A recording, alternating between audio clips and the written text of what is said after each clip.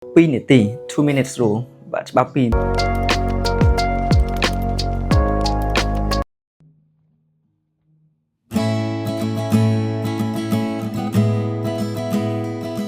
រាបសួរអ្នកនរគ្នាម្ដងទៀតដោយការសន្យាខ្ញុំចេញមកវីដេអូខ្លីៗក្នុងការចែករំលែកនៅអ្វីដែលខ្ញុំបានអានអ្វីខ្ញុំបានដកពិសោធន៍ផ្ទាល់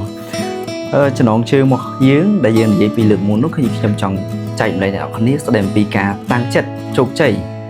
តែបរាជ័យទៅវិញក្នុងរយៈពេលដ៏ខ្លីមែនទេ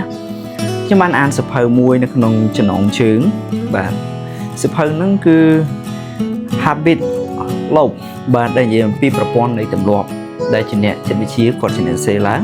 អញ្ចឹងខ្ញុំសូមចែករំលែកខ្លីទៅកាន់អ្នកទាំងអស់គ្នាផងដែរយើងបានឆ្ងល់ថាហេតុអីបានយើងតែតាំងចិត្តក្នុងការផ្លាស់ប្ដូរជីវិតយើងនៅដើមឆ្នាំឬបានពី3ខែដំបូងបែរជាបរាជ័យទៅវិញឬត្រឹមពី3ថ្ងៃសោះយើងមានអារម្មណ៍ថាល្វើយហើយបាត់បង់ទៅវិញអញ្ចឹងក្នុងសៀវភៅនេះគេបានណែនាំថាវាមានសញ្ញាជំរុញ3ដែលយើងគួរពិចារណាដើម្បីឲ្យទម្លាប់របស់យើងផ្លាស់ប្ដូរបានល្អទី1គឺយើងមានសញ្ញាជំរុញចិត្តទេទី2ថាសកម្មភាពរបស់យើងមិនតាក់ទងទៅនឹងគោលដៅរបស់យើងទេហើយទី3គឺការផ្ដល់រង្វាន់ផ្លូវចិត្តដល់ខ្លួនឯង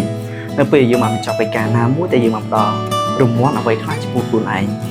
ដូច្នេះដើម្បីផ្លាស់ប្ដូរទម្លាប់ធំពីមុនមកពីអតីតកាលរបស់យើងហើយយើងចង់ផ្លាស់ប្ដូរក្នុងរយៈពេលត្រឹមតែ1ថ្ងៃ2ថ្ងៃឬក៏1ខែ2ខែប្រហែលជាពិបាកប៉ុន្តែក្នុងសៀវភៅនេះគេបានចែករំលែកថាដើម្បីឲ្យយើងបង្កើតទម្លាប់ល្អបានគឺយើងត្រូវប្រើច្បាប់មួយគេហៅថាច្បាប់2នាទី 2 minutes rule បាទច្បាប់2នាទីហ្នឹងបានន័យថាយើងកុំចាប់អានសៀវភៅមួយក្បាលភ្លាមមួយពេលមួយទឹកយើងគួរចាប់ដើមសាកល្បងអានមួយទំព័រក្នុងពេល2នាទីបង្កើតវាជារៀងរាល់ថ្ងៃនោះវានឹង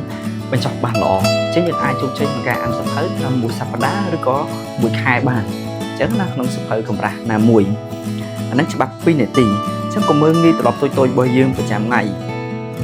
ពេលធ្វើវាឡើងដដែលប្រកបដោយវិន័យវានឹងបង្កើតបានកម្លាំងជំរុញចិត្តដល់ពូកែ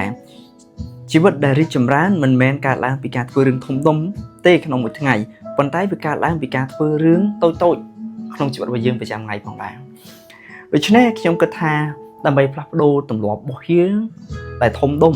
យើងបដូរមកការអនុវត្តបំបែកវាជាចំណុចតូចៗហើយសាកបងធ្វើវាម្ដងតិចហើយខ្ញុំជឿថាអ្នកអាចធ្វើបានដោយសារខ្ញុំបានអានស្វែងរកចប់ហើយខ្ញុំក៏ថាខ្ញុំចង់ចែករំលែកនៅច្បាប់2នាទីនេះទៅកាន់អ្នកទាំងអស់គ្នាផងដែរជួបគ្នានៅវីដេអូក្រោយផងដែរ